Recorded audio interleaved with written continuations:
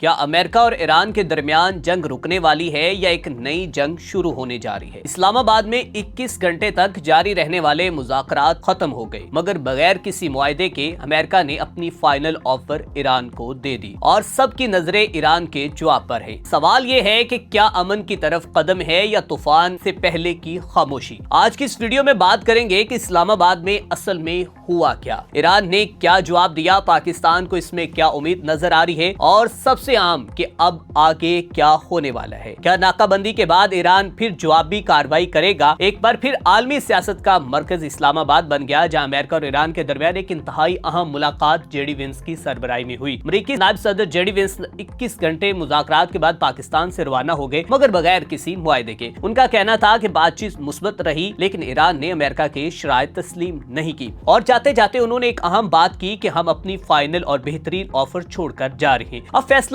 ایران کے ہاتھ میں ہے کہ یہ بیان بہت معنی رکھتا ہے، کیونکہ اس کا مطلب ہے کہ اب گیند ایران کے کورٹ میں ہے۔ لیکن سوال یہ ہے کہ ایران کیا چاہتا ہے؟ ایران کے ترجمان کے مطابق کئی معاملات پر دونوں ممالک کے درمیان اتفاق ہو گیا تھا، لیکن 2 یا 3 بڑے مسائل ایسے تھے جہاں پر بات رک گئی۔ تجزیہ کاروں کے مطابق سب سے بڑا مسئلہ ایران کا جوہری پروگرام ہے، اور امریکہ چاہتا ہے کہ ایران کبھی بھی جوہری ہتھیار حاصل نہ کرے، جبکہ ایران کا موقف یہ ہے کہ وہ اپنے دفاع اور خود مختاری پر کوئی سمجھوتا نہیں کرے گا۔ اور اس کے بعد دوسرا بڑا مسئلہ آبنائے ہرمز ہے۔ یہ وہ اہم سمندری راستہ ہے جہاں سے دنیا کا بڑا حصہ تیل گزرتا ہے، اور ایران اسے اپنی طاقت سمجھتا ہے اور امریکہ اسے کھلا رکھنا چاہتا ہے۔ یعنی اصل ٹکراؤ صرف سیاست نہیں بلکہ طاقت، معیشت اور عالمی کنٹرول کا ہے۔ ناظرین، اب بات کرتے ہیں پاکستان کی کہ پاکستان نے اس پورے معاملے میں کیا اہم کردار ادا کیا ہے۔ پاکستان کے وزیر خارجہ اسحاق ڈار نے واضح کہا کہ یہ مذاکرات مشکل ضرور تھے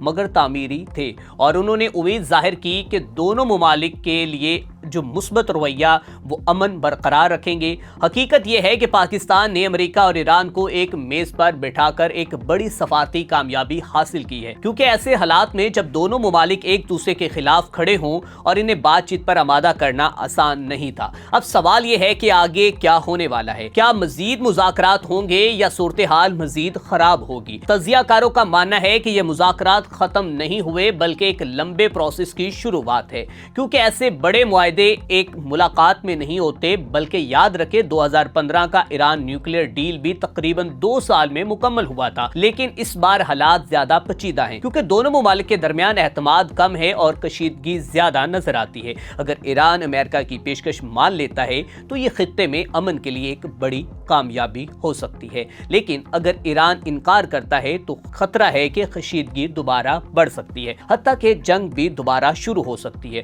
اور اس کا اثر صرف 2 ممالک تک ہے محدود نہیں رہے گا، بلکہ تیل کی قیمتیں بڑھ سکتی ہیں اور عالمی معیشت متاثر ہو سکتی ہے، اور خطے میں عدم استحکام بڑھ سکتا ہے۔ اس لیے دنیا کی نظریں اب ایران کے فیصلے پر ہیں۔ آخر میں عام بات یہ کہ یہ مذاکرات چاہے کسی معاہدے پر ختم نہ ہوئے ہوں، مگر ایک چیز واضح ہوگی ہے کہ بات چیت کا دروازہ ابھی بند نہیں ہوا، اور سفارتکاری میں کبھی کبھی یہی سب سے بڑی کامیابی ہوتی ہے۔ تو آپ کیا سمجھتے ہیں کہ کیا ایران امریکہ کی فائنل آفر مان لے گا، یا دنیا میں ایک نئی دوبارہ جنگ جو ہے اس کا آغاز ہونے والا ہے؟ اور اس کے ساتھ ساتھ جو امریکی صدر کی پھر دوبارہ سے دھمکیاں اور آبنائے ہرمز کی ناکہ بندی اور اپنی بحری فوج کو دنیا کی بہترین بین الاقوامی فوج کہہ کر دوبارہ سے ایران کی طرف بھیجنا، اور پھر ایرانی ترجمان کا جواب آنا کہ کوئی بھی اگر ہماری ایک بندرگاہ کو نقصان پہنچائے گا تو وہ یاد رکھے کہ عمان اور خلیج کی کوئی بھی بندرگاہ محفوظ نہیں رہے گی۔